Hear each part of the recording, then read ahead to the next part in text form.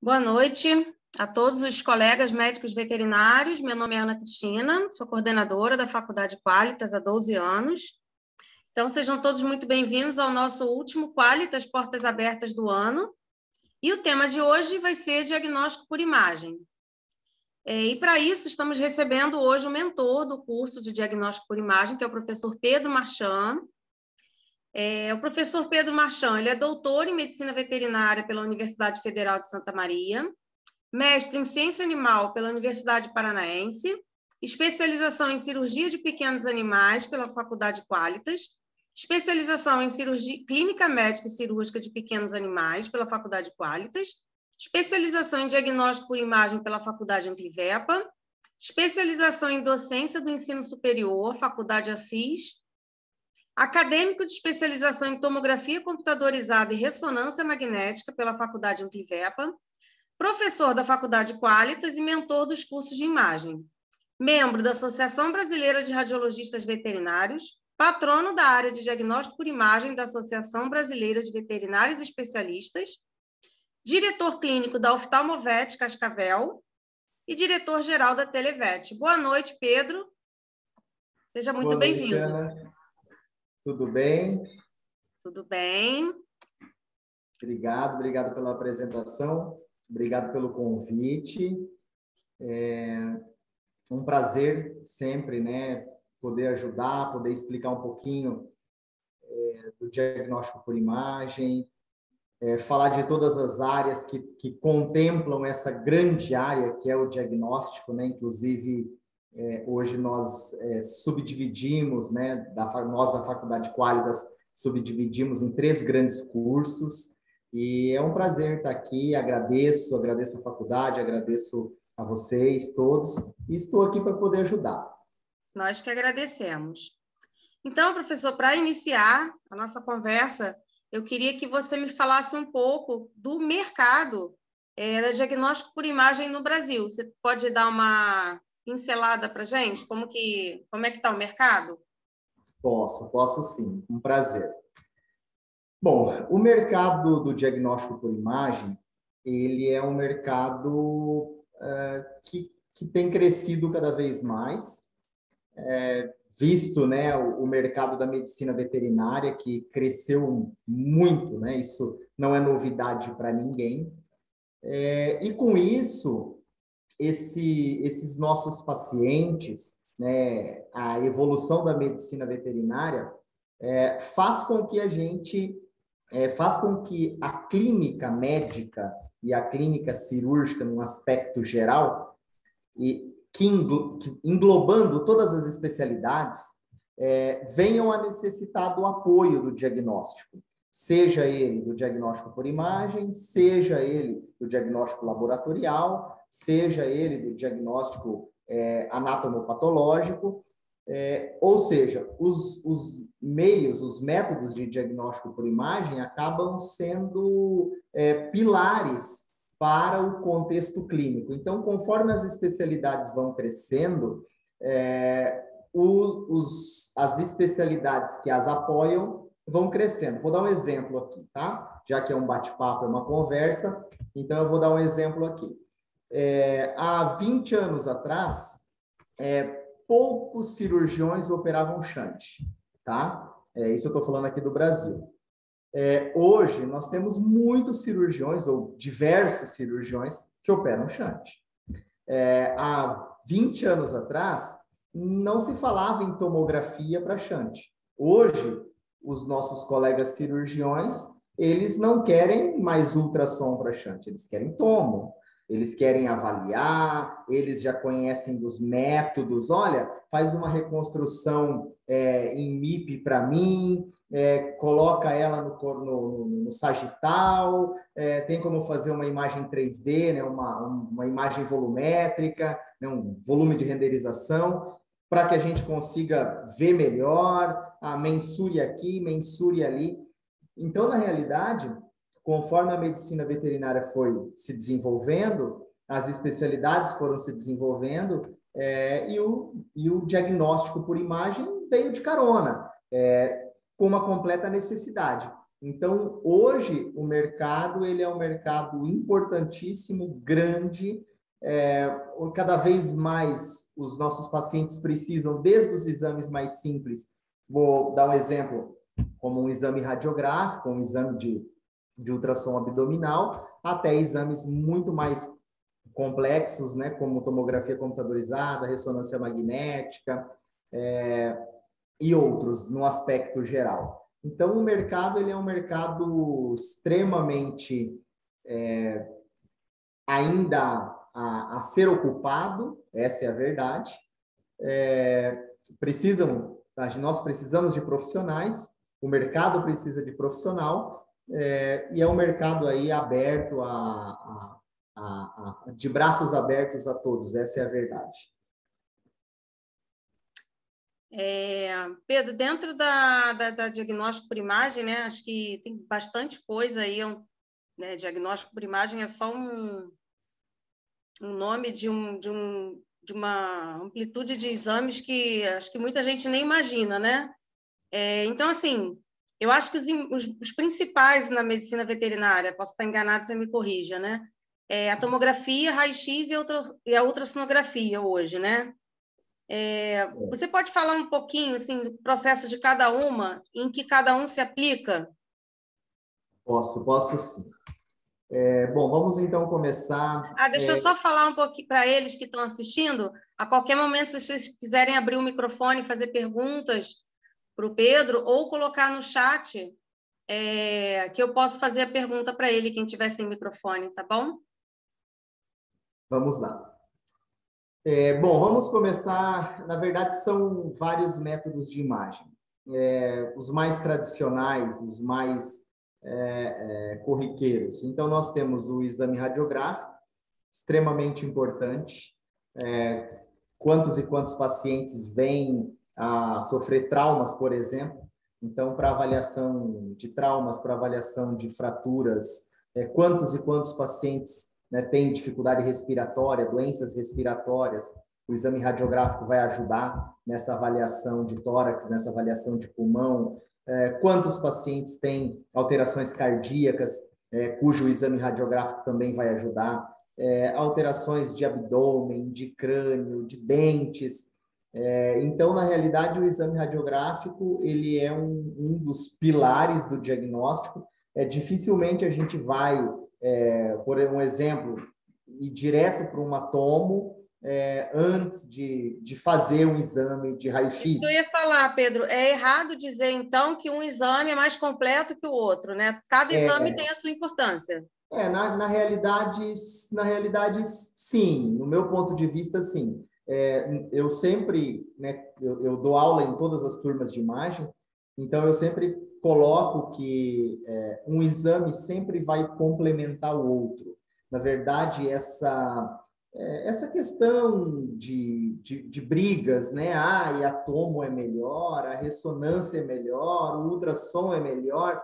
Na realidade, não. Os métodos da imagem, eles sempre vão somar as informações, e você, com 2 ou 3 exames, você sempre, nós, imaginologistas, radiologistas, sempre vamos conseguir enxergar por um outro prisma o contexto clínico do paciente. Então, sempre vão se complementar, sempre vão se somar, e não existe essa briga, sabe? A tomo é melhor, o raio-x é melhor, não. Então, como eu estava falando, nós normalmente vamos começar pelos exames de triagem, pelos exames básicos, e aí depois esses exames acabam nos direcionando. Não, tem uma alteração nessa altura aqui da coluna, então vamos direcionar o contexto clínico com o contexto radiológico, e aí agora vamos pensar em fazer a tomografia nesse local, entende? Então, na realidade, sempre existe essa abordagem do exame básico. Então, o exame radiográfico é um exame que nós trabalhamos diariamente com ele. A medicina veterinária, né, executa muito, mas milhares, centenas de milhares de exames de raio-x, né, pensando aí a nível Brasil. Então, é um exame extremamente importante. Em segundo lugar, no meu ponto de vista aqui, eu comecei com raio-x, mas não estou dizendo que ele é mais importante ou menos importante. Né? Em segundo ponto, vamos falar um pouquinho da ultrassonografia. Ultrassonografia, ela também é uma especialidade gigantesca. Então, hoje, cardiologistas fazem ultrassom do coração, imaginologistas, ultrassonografistas fazem ultrassom do olho, da cervical, de glândulas acessórias, de tórax, mas sem sombra de dúvida, musculoesquelética, mas sem sombra de dúvida, né, o ultrassom do abdômen é o carro-chefe, tá? Num aspecto geral. Então, muitas e muitas... Imagine só um paciente que você tem uma dúvida, que ele, de repente, tem alguma alteração no parênquima hepático. Se não tivesse métodos de imagem tão finos como a ultrassonografia, como a tomo, como a ressonância, como você enxergaria isso, né? Por métodos antigos. Um exemplo, cirurgia. Então, imagina ter que abrir cada paciente para enxergar lá dentro, para tirar uma dúvida. Então, na realidade, esses métodos de imagem servem justamente para isso, para que a gente consiga enxergar a anatomia, basicamente a anatomia, de forma rápida, simples, fácil, entre aspas, barata. Então, todo o contexto de medicina interna, nós trabalhamos inicialmente com ultrassom. Claro que nada impede de você encaminhar um paciente direto para uma tomo, um paciente que está com abdômen agudo. Eu quero fazer uma tomo de abdômen. Ótimo, é um método muito eficiente, mas normalmente a gente começa com ultrassom, entende? Então, que são os dois grandes exames, na realidade, da medicina veterinária. O exame radiográfico e o exame ultrassonográfico. São os exames de triagem, tá? Tranquilo até aí? Tranquilo. Tá. Aí depois, então, nós temos outros dois grandes métodos, que é a tomo e a ressonância. A tomo, ela avalia por cortes seccionais e depois por reconstruções, seja ela em cortes, né, em reconstruções sagital, plano dorsal ou em volume de renderização, o famoso 3D, né, que o pessoal fala aí, nossa, fiz uma tomografia 3D. Com pouquíssima sobreposição, ou quase sem sobreposição, então a gente consegue enxergar muitas estruturas. Padrão ouro, por exemplo, para tórax, para pulmão, tá? Então a gente ouviu falar muito do COVID e a gente ouviu falar pouco de raio-x para COVID. A gente ouviu falar pouco de ressonância para COVID. A gente ouviu falar muito de tomografia computadorizada para COVID, que é o padrão ouro para pulmão. Mas, assim, é um exame extremamente importante para avaliação vascular, né? Em todo o contexto, né, nós da medicina veterinária, os nossos pacientes têm tem shunts, então a gente quer avaliar isso. Mas aí a gente consegue avaliar muitas outras estruturas do crânio, do tórax, da cervical, do abdômen, tá? Que também foi um pouco, não é que foi esquecido pela veterinária, que nós tínhamos pouco, né? Hoje o Brasil assim, ó, pela última vez que eu conversei com um colega que tinha feito um levantamento, nós temos mais ou menos próximos de 100 tomógrafos no Brasil, tá? Se é que já não temos mais. Então, isso tem se difundido. Então, está aumentando bastante, né? Tá aumentando bastante. Aparelhos de ressonância também estão começando. E acredito que falta gente capacitada, né? Falta, né? Falta, com certeza absoluta. E é um mercado enorme. Se a gente pensar, nossa, o Brasil, vamos só arredondar, né? Para não ficar aqui falando em coisas diminutas. Vamos pensar lá, 100 aparelhos de tomografia, né? Sei lá, uma cidade grande, como Porto Alegre, deve ter 100 tomógrafos ou mais de 100 tomógrafos só para Porto Alegre na medicina, Entende? Então, veja veja o tamanho, a dimensão do nosso país, entende? O mercado, você me perguntou do mercado antes, veja isso, entende? Então, na verdade, existe espaço para, sei lá, milhares e milhares e milhares, eu digo mesmo para ressonância. Então, quantos temos no Brasil? 10, talvez? Talvez não tenha 10, tá? Acho que tem menos de 10 aparelhos. Então, nós estamos falando de 10 aparelhos, não é? E nós estamos falando de milhões de PETs, tá? 40 milhões, um pouco mais, talvez. Então, para 10 aparelhos. Então, na realidade, o mercado, né, ele é um mercado em ascensão e, particularmente, eu estou envolvido há muitos anos. Eu tenho 16 para 17 de formado, faço isso todos os dias, né? Hoje eu trabalho com... logo eu vou trabalhar com todos os métodos de imagem. O meu aparelho de ressonância está sendo instalado já. Então, aqui nós temos tomo, raio-x, ultrassom. Então, isso é rotina para a gente.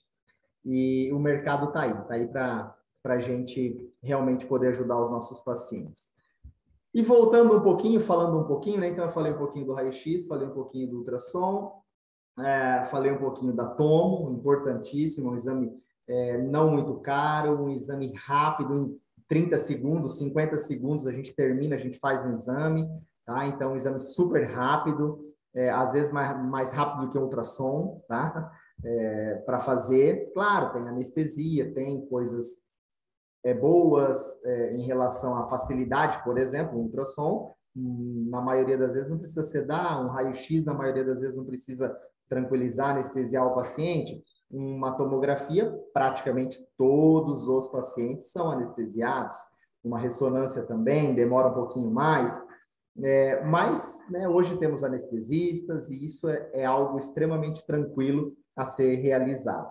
E aí chegamos no último método, vamos colocar aqui, dentre os 4 métodos de imagem, que é o que nós temos menos acesso, que é a ressonância magnética, mas que já existe, né, em várias cidades, e é um exame padrão ouro para muitos sistemas, vamos pensar assim.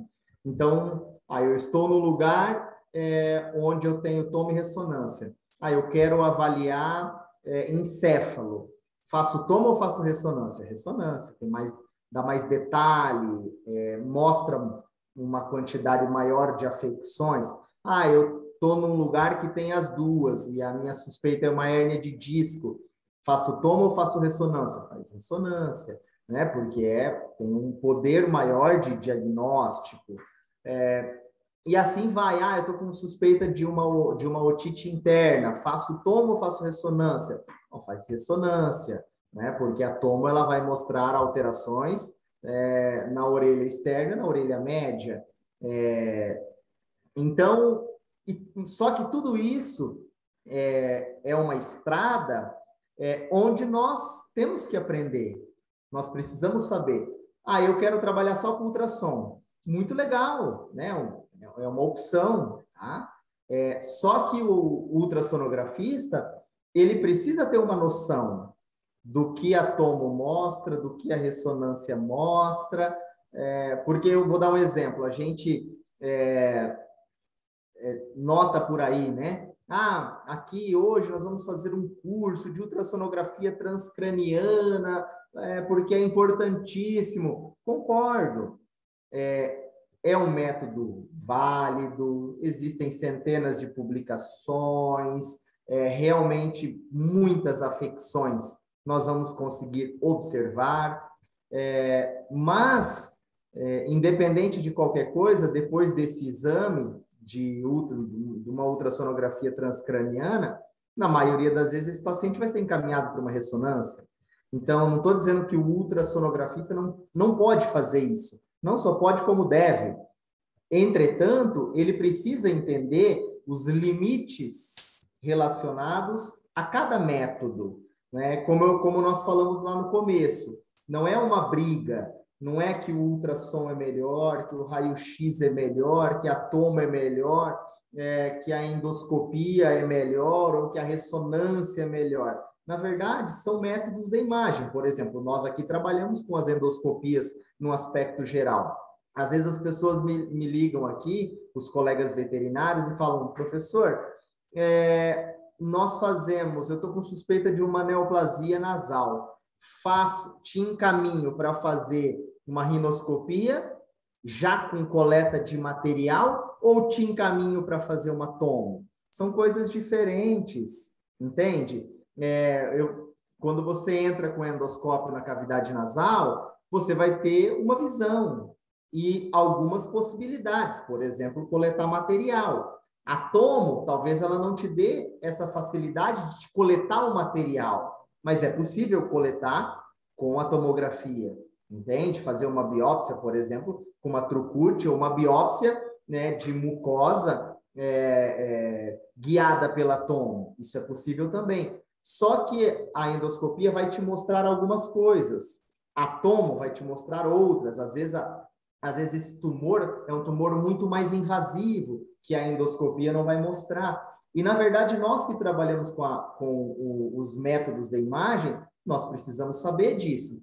Inclusive, algumas vezes a gente entra, faz a colheita de material, a coleta do material, e, na verdade, o que a gente coleta normalmente é mucosa. E, às vezes, é um tumor, é uma massa grande, inflamada, e aí você coleta material e é só um material inflamatório, não vem células neoplásicas.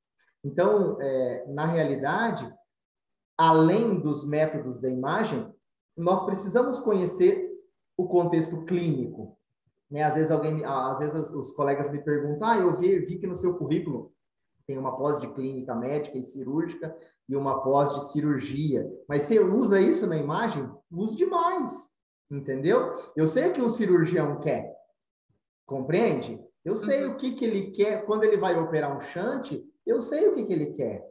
Eu opero o shunt? Não, mas eu sei o que ele quer. Quando eu recebo uma ligação dessa de um colega, dizendo, estou pensando em fazer uma rinoscopia e, de repente, com uma coleta de material, e aí, de repente, depois eu vou ver se eu vou operar, eu digo, não, então, se você está pensando em operar, tem que fazer tudo. A gente vai organizar a ordem do que nós vamos fazer primeiro, do que nós vamos fazer depois, mas provavelmente você vai ter que fazer tudo. E aí a gente vai servindo num contexto de apoio a esses colegas, né? Então, o colega mesma coisa na parte clínica, né? Então, a pessoa, às vezes, a pessoa fala assim para mim, professor, hoje aconteceu isso. Eu vejo que em alguns laudos seus, né, porque eu trabalho com telelaudos, hoje eu vi que na conclusão sua está lá que o paciente tem bronquite. E no exame que eu mandei semana passada estava escrito broncopatia. Mas como é que você consegue ver isso na imagem? Não consigo ver na imagem. Na imagem o padrão é bronquial, entende? Agora, se você me informa que o paciente está com tosse e ele tem um padrão bronquial, tá? Tá me escutando, Ana?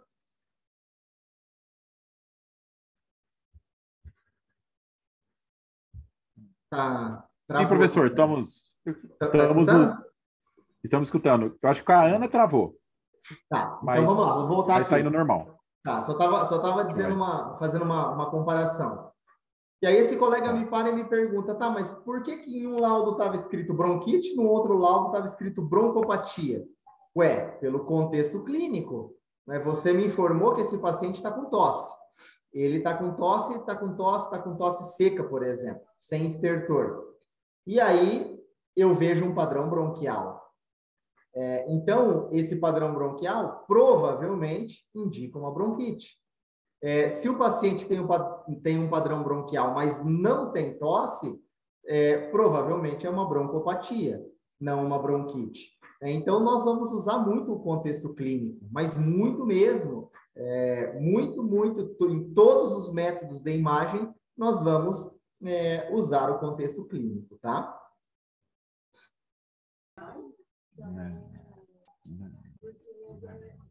Joia, professor, obrigado.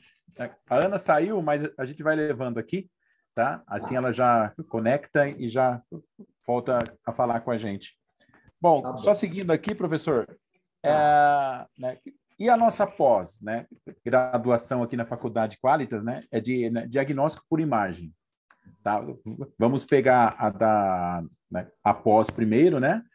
E aí depois a gente vê, né, o dos cursos avançados, né? E as outras pós também, que a gente tem, né, bastante novidade aí né, na imagem, na Faculdade Qualitas, né?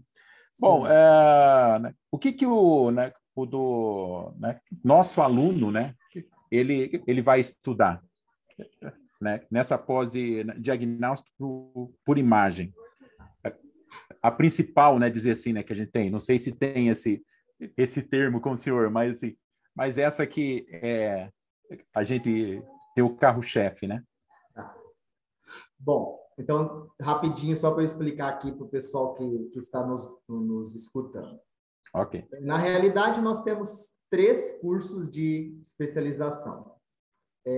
Um curso que é o mais antigo, não é? Então, talvez esse, então, seja o, entre aspas, carro-chefe, mas é porque ele é o mais antigo, que é o diagnóstico por imagem, tá? Exato.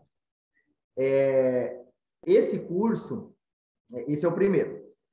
Depois dele, nós organizamos a especialização de ultrassonografia. E depois da especialização de ultrassonografia, nós separamos a rádio, então criamos uma pós-graduação em radiologia e tomografia computadorizada, tá? Então, são 3 grandes cursos, vamos colocar aí numa média de duração de uns 2 anos cada curso, tá? E falando um pouquinho do curso base, que é o diagnóstico por imagem.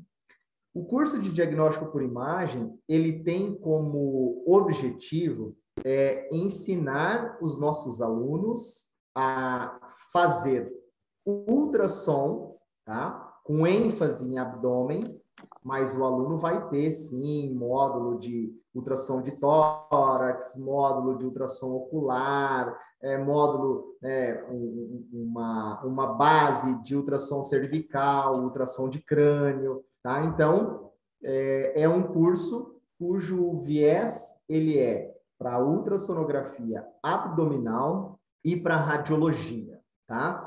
Então, os colegas, os nossos alunos, nós vamos dar ênfase nessas 2 grandes áreas, ultrassonografia e radiologia, tá? Só que, durante esse curso, nós vamos abordar um pouco de tomografia, um pouco de ressonância, um pouco de ecocardio, um pouco de videodiagnóstico, né? Acabei de falar de rinoscopia, traqueobroncoscopia, endoscopia. Então, o colega ele vai aprender um pouco disso, até para saber, né, quando indicar uma tomo, o que nós vamos enxergar numa tomo, o que nós vamos enxergar numa imagem de ressonância, o porquê de indicar um eco, o porquê de indicar uma endoscopia, o porquê de indicar uma colono, o porquê de indicar uma rinoscopia. Então, na realidade, o curso ele tem esse viés básico da ultra e da rádio, mas a gente vai abordar, tá, os demais assuntos da imagem, tá? Quando a gente passa para o nosso segundo curso, ele já é um curso mais afunilado, ele é um curso, né, de ultrassonografia. E aí sim, esse aluno ele vai aprender a ultrassonografia a fundo. Vai aprender tudo de ultrassom? Não, porque a especialidade é gigantesca, mas vai aprender muito bem os principais métodos realizados, então, por meio da ultrassonografia. Então, o carro-chefe é abdômen, mas nós vamos desenvolver um módulo bem completo, por exemplo, de ultrassonografia ocular, então, com bastante prática. Então, nós tentamos nos diferenciar dos demais cursos num contexto de prática, realização de exames, dinâmica em como realizar os laudos, tá? Então, nós temos esse, tanto no curso de diagnóstico, quanto no curso de ultrassonografia. E aí, quando a gente vai para o nosso curso mais novo, que é rádio tomo, né, também. Então, inclusive, nós, da faculdade, instalamos um tomógrafo novo, um tomógrafo multi-slice, que está no nosso núcleo de São Paulo, que serve, então, para esses nossos alunos, né, acompanharem a rotina, principalmente desse nosso curso novo de tomo e ressonância. Ah, eu quero fazer um estágio porque eu nunca acompanhei tomografia. Então, lá no núcleo de São Paulo, nós temos um tomógrafo. Lá também tem raio-x, também tem ultrassom, tem arco cirúrgico. No nosso núcleo aqui em Cascavel também tem, né? Também tem, porque o núcleo em Cascavel ele é em anexo ao meu centro de especialidades. Então, aqui também tem tomo, tem endoscopia, tem ultrassom, tem raio-x fixo, tem raio-x volante, tem ultrassom fixo, tem ultrassom volante. E agora, daqui a pouquinho, o nosso aparelho de ressonância magnética vai estar funcionando, né? Então, que vai ser o primeiro do Paraná, o segundo do Sul, né? Então, os nossos alunos podem fazer exames, podem fazer estágios aqui, podem fazer estágio em São Paulo, se ficar mais fácil, pela logística. Então, novamente, né, nós estamos pensando em pegar esses alunos e colocá-los a acompanhar e a trabalhar dentro do nosso contexto, dentro dos nossos núcleos, para que o nosso aluno não precise ficar saindo, pedindo estágio fora, em outros lugares, e possa acompanhar tudo isso. Então, isso com certeza é um diferencial enorme que a Faculdade Qualitas tem. Pedro, me fala um pouquinho sobre o corpo docente dos cursos da diagnóstico por imagem. Assim, lógico que você não vai saber de todos, né? Assim, não precisa falar de todos, mas alguns, né, professores e a experiência profissional deles. Então, na verdade, assim, são muitos professores, tá?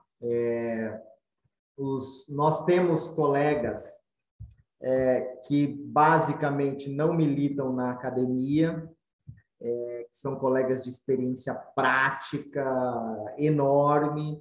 Vou dar um exemplo, a professora Adriene, aí do Rio, né, você conhece. É até ruim, né, pontuar aqui, porque na realidade, claro, eu conheço todos, eu não é que eu não vou lembrar. Para não ser injusto. Eu não vou ter tempo de falar de todos os nossos colegas, entendeu? Mas nós também precisamos entender que é necessário ter um viés acadêmico, onde nós temos vários colegas, vários professores da academia, professores de universidades públicas, né? Temos aqui meu orientador, professor Gentil, da Federal da Fronteira Sul, temos o nosso grande professor Lacreta, também, né, extremamente conhecido, presidente, eu acredito que ele ainda é o nosso presidente do Colégio Brasileiro de Radiologia, e por aí vai. Então, nós temos muitos colegas, muitos professores que trabalham conosco, né? É um prazer ter todos esses colegas com a gente, mas a gente vai fazendo esse contexto todo, né, de colegas que trabalham, na verdade, todos trabalham muito bem, tá? Então, seria injusto aqui falar alguma coisa que não fosse isso. Mas como o nosso curso ele é um curso mais misto, né? Ele não é um curso só com esse viés relacionado à ciência em si, a pesquisas, né? Ele é um curso onde, claro, nós vamos abordar isso, nós vamos trabalhar, nós vamos pontuar, mas nós tentamos trabalhar com esse corpo docente misto, sabe? Com aquele colega que está na rotina. Por exemplo, eu, né, que olha 50 raio-x no dia, que faz 5, 10 ultrassons no dia, que faz 3, 4 tomo no dia. Então, essa é a minha rotina. E colegas também, que além de fazer parte disso, também fazem parte aí do ensino superior. Professor, você já falou um pouco aí sobre os métodos, né, de exames. E também minha próxima pergunta seria esse, né? Os métodos dos exames são todos abordados na pós-graduação? Sim, que você já falou como funciona cada uma, né? Me fala um pouco da parte prática das aulas, né? Você explicou que tem em alguns núcleos a possibilidade de estágio, mas como que funciona a parte prática em outros núcleos? Tá, na verdade, é assim, ó, nós trabalhamos com... Vamos pensar aí no curso de ultra ou no curso de imagem. A nossa prática, muitas vezes nós temos parcerias com várias empresas, tá? Várias empresas, nós temos alguns aparelhos nossos, tá? E aí nós vamos organizando. Um exemplo, final de semana vai ter aula em Florianópolis. A professora pediu 3 aparelhos de ultrassom, que ela vai dar prática no sábado inteiro, sábado a tarde inteira, ou ela vai dar prática no sábado a tarde inteira. Então, nós trabalhamos, né, localizando essas empresas, que muitas vezes nos cedem equipamentos, de forma voluntária. Essas pessoas, essas empresas elas emprestam os equipamentos para a gente, esses alunos usam esses equipamentos, e nós desenvolvemos a prática. Isso acontece com ultrassom, isso acontece com raio-x. Isso é uma prática extremamente comum do nosso país, basicamente de todos os cursos de imagem, tá? Algumas vezes os nossos alunos levam equipamentos, aí você pode me perguntar, mas e se faltar? A gente aluga. Então, a gente não vai deixar o nosso aluno sem equipamento, entende? Então, quando a empresa não consigo nesse final de semana, nós não vamos de maneira nenhuma colocar essa responsabilidade numa empresa que empresta um equipamento, entende? Mas a gente vai simplesmente alugar esse equipamento. Mas, como eu falei, nós temos alguns equipamentos de ultrassom nosso. Então, algumas vezes, quando há necessidade, a gente transporta esses equipamentos de um lugar para o outro. Então, nós trabalhamos basicamente com os empréstimos, com equipamentos próprios, e com aluguéis de equipamento para suprir essa necessidade de aula. E aí, os nossos núcleos têm salas de aula prática, e aí nós trabalhamos nessas salas de aula prática. Os nossos coordenadores locais, eles entram em contato com pessoas, ONGs, clientes, e aí esses pacientes vêm para fazer o raio-x, para fazer o ultrassom. Muitos colegas também já trabalham em clínicas, hospitais. Algumas vezes nós nos deslocamos para esses locais também, para fazer prática. Eu, por exemplo, já fiz prática em vários lugares, Florianópolis, Curitiba, etc., né? Então, os nossos alunos, nós tentamos, na medida do possível, da necessidade, dentro de um contexto pedagógico, porque também não é só a prática, né? Então, esse contexto ele precisa ser bem dimensionado. Muitas vezes o aluno pensa, não, é na prática que eu vou aprender. Vai, mas se você não tiver nada de teoria, ou tiver teoria muito superficial, você também vai ter dificuldade nessa prática.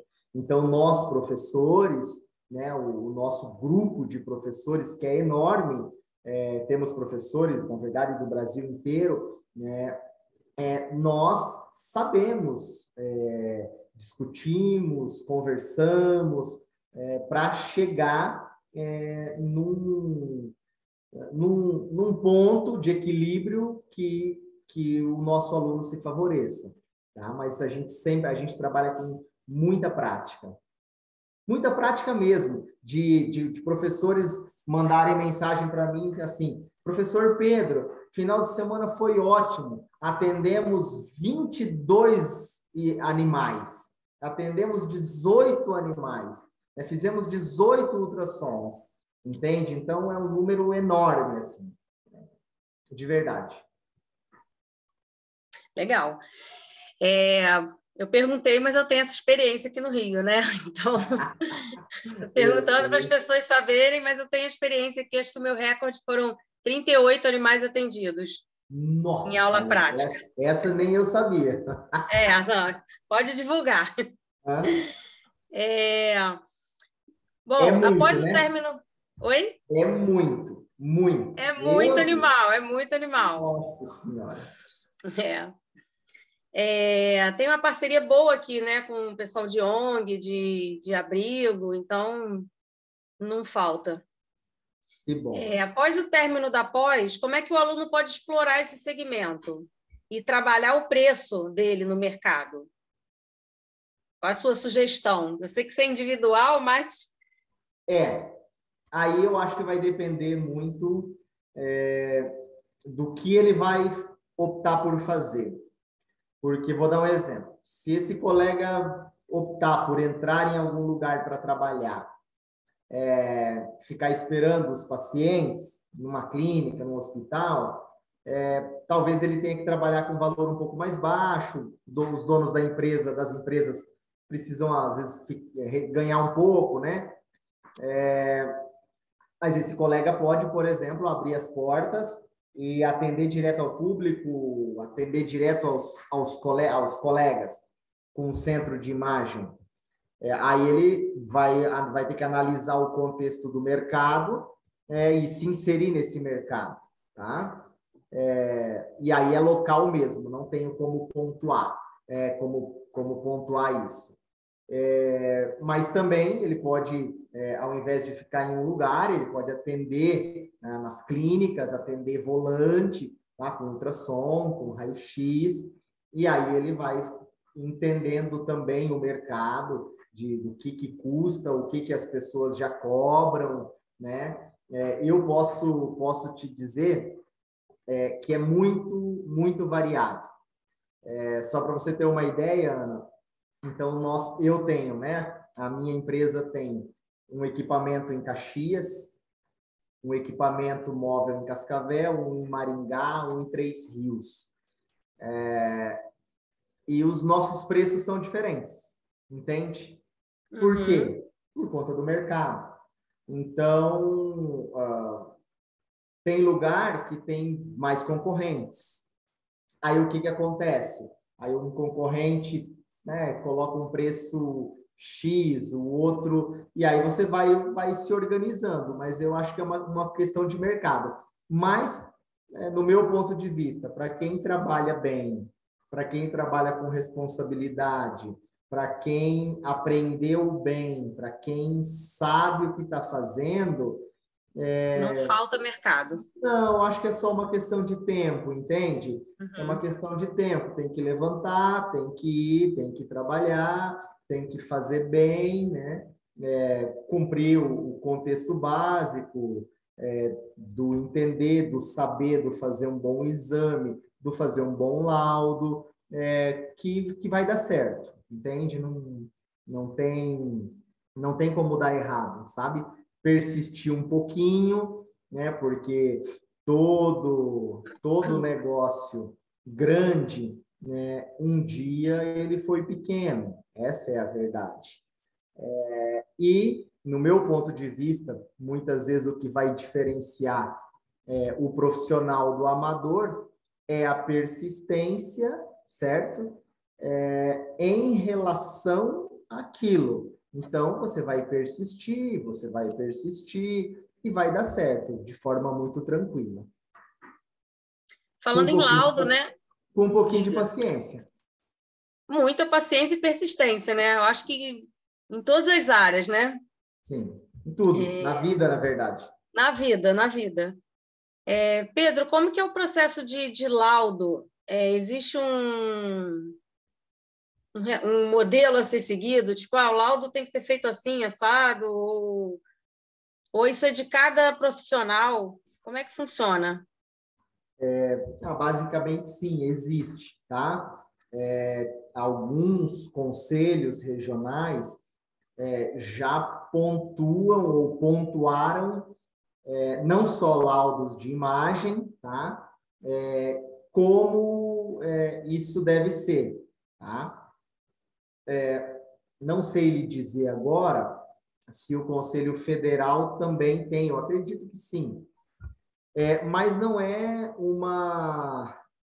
alguns pontos são obrigatórios, vou dar um exemplo, né? Assinatura e carimbo, né? Então, endereço, o cabeçalho inteiro, os dados, né? Mas o corpo em si, basicamente, não é uma completa obrigação. Tem que ter o descritivo completo, é uma obrigação você ter a conclusão, é uma obrigação você sugerir o que fazer. Não, isso não tem. Tem um esboço básico do que a gente tem que ter, né, que nós sabemos o que nós temos que respeitar, mas em si a dinâmica do laudo, ele acaba, da base do laudo, ele acaba que pode ser um pouquinho modificado a gosto de quem vai escrever. O que eu tenho visto é que a medicina em si, ela tem trazido laudos cada vez mais enxutos, entende? Laudos mais diretos, laudos mais claros, né?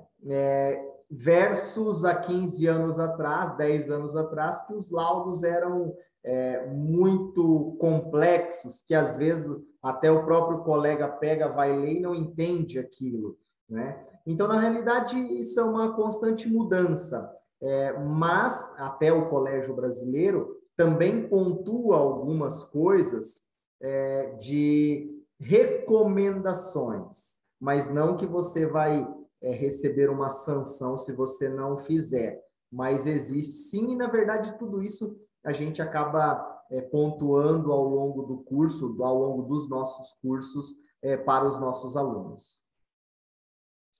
Minha próxima pergunta, eu queria que você explicasse sobre a mecânica do TCC, né? A parte prática nós já falamos, e as aulas agendadas, né?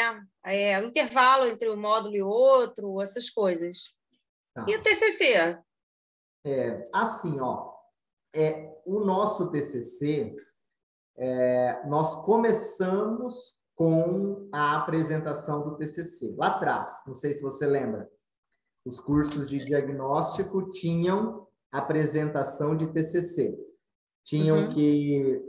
Você tinha que ir lá na frente, defender aquele TCC com uma banca, e nós víamos, né, que, no fundo, poucos alunos acabavam concluindo o curso, porque ficavam com vergonha, porque não era aquele viés, né, não era aquilo que o colega queria. O que o colega queria era aprender ultrassom e raio-x para fazer na clínica dele, tá? Ele não queria, ou ele não quer ser professor, ele não quer ensinar, ele quer aprender para ele, tá? E aí nós mudamos um pouco. Então, na verdade, o que nós tentamos fazer? Nós tentamos incentivar os nossos alunos a fazer o TCC, onde desse TCC também não é uma obrigatoriedade, mas é um incentivo. Onde desse TCC a gente possa gerar uma publicação, para que ele faça o trabalho de conclusão de curso e faça uma publicação. Então, nós tentamos trabalhar dessa forma. Tanto que eu, Pedro, eu oriento os meus alunos basicamente, eu não cobro um centavo, não quero receber nada por isso, mas quando eu aceito um aluno, eu digo a ele assim, a única coisa que eu quero é que esse trabalho vire uma publicação, tá? Para que a gente consiga expor isso, né? Então, nós, dos cursos de imagem, nós não temos mais a apresentação do TCC obrigatória. Nós temos que, os nossos alunos precisam fazer o TCC e os nossos alunos, nós temos essa tendência a fazer com que esses alunos publiquem esses TCCs em forma de artigo, tá? Então, essa é a nossa visão hoje.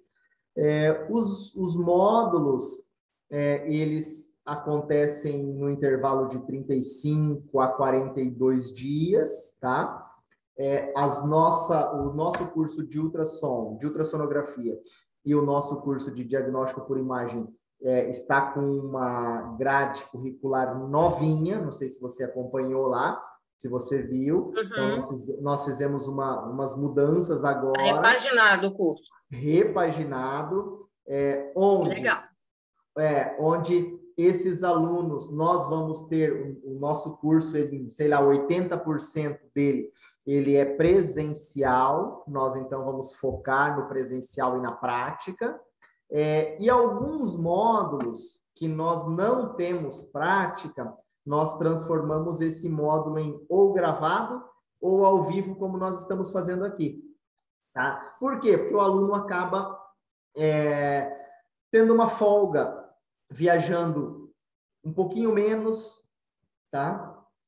Tem o contato do professor na maioria das vezes, mas ele acaba ou assistindo aqui online, ou até assistindo depois a aula gravada, né? Conforme ele tem tempo, principalmente naqueles módulos onde nós não teríamos prática de qualquer maneira, onde o aluno teria que sair, sei lá, de Cascavel e até São Paulo para assistir a aula ali com o professor. E, na verdade, hoje a gente tem a tecnologia faz isso, ó. Estamos aqui, ó, você está aí no Rio, eu estou aqui em Cascavel, e nós estamos tendo uma aula normal, como se o professor estivesse aqui na frente, né? Então, facilitando, diminuindo o custo para o aluno, né? O aluno pode, nos intervalos, às vezes, trabalhar, fazer um atendimento. Então, nós mudamos esse contexto do curso, mas em nenhum momento, em nenhum módulo que que teríamos prática, em nenhum momento esses módulos com prática foram transformados, né, em módulos, vamos colocar assim, online, EAD. Então, nós colocamos realmente aqueles módulos sem prática, repaginamos aí os nossos cursos. Ok. Pedro, por último, eu queria que você falasse sobre os formatos, as diferenças entre a pós-graduação e os cursos VIP. Ah, entendi. Tá. Na verdade, assim, ó, os cursos VIP, os cursos menores, os cursos mais enxutos de número de alunos e de tempo,